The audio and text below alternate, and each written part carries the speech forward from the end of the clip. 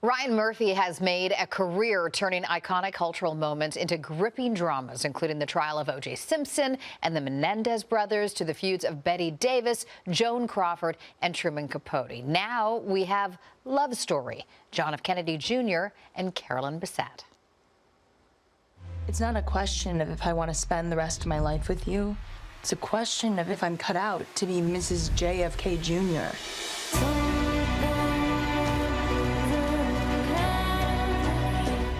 This latest series stars Sarah Pidgeon and Canadian newcomer Paul Anthony Kelly as the titular couple whose ill-fated romance become a national obsession.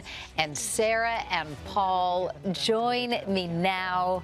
Welcome to the show. I'm going to jump right in. There is so much footage and fascination surrounding JFK Jr. and Carolyn. Did that make your job easier, or does it just add to the pressure of getting it right?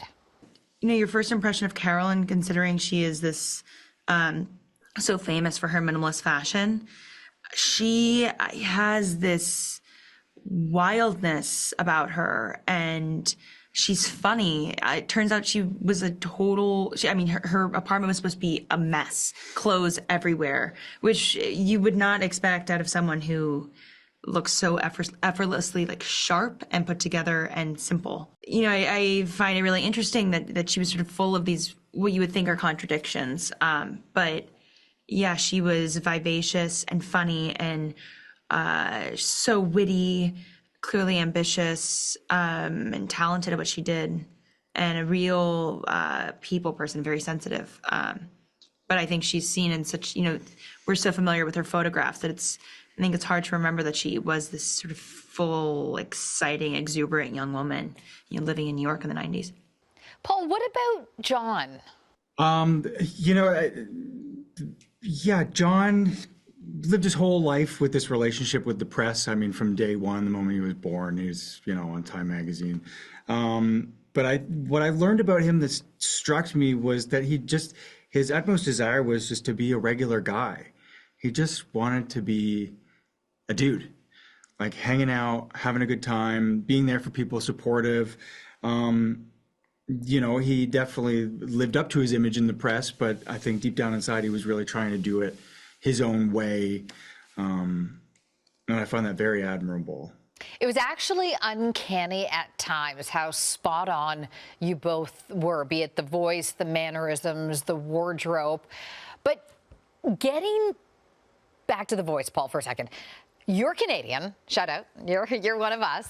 But you had a dialect coach to kind of lose the Canadiana. Sarah, I'm curious, early on, were there giveaways of Paul's Canadian roots? No, it was kind of funny because he would do his John voice with sort of this like sa, and then, we would be out of character chatting, and then there'd be some aboot or, sorry, that's a bastardization of your accent. So bad. But it was almost more surprising when I heard the Canadiana, is that what you're saying? Yeah, when I heard that slip through, it's like, oh, right, I forget. You're my I'm a Michigander, so sometimes my Michigan slips through, a little flatness. Paul, is it true that before you got this role, you were almost ready to come back here to Canada? That is correct, yeah. Yeah, I was ready to hang up my hat and maybe move back home. I mean, my wife and I were kind of figuring out our next steps in our relationship and life and what we were thinking we were going to do. And, the thought of perhaps moving back home and just going about life, as it were, was definitely an option we were considering taking. And then this opportunity arose. And we're going to stay here a little bit longer. Good call. Good call. Guys, thanks for the time. Yeah, thank you very much. Thank you. Take care. And Love Story is streaming now on Disney+.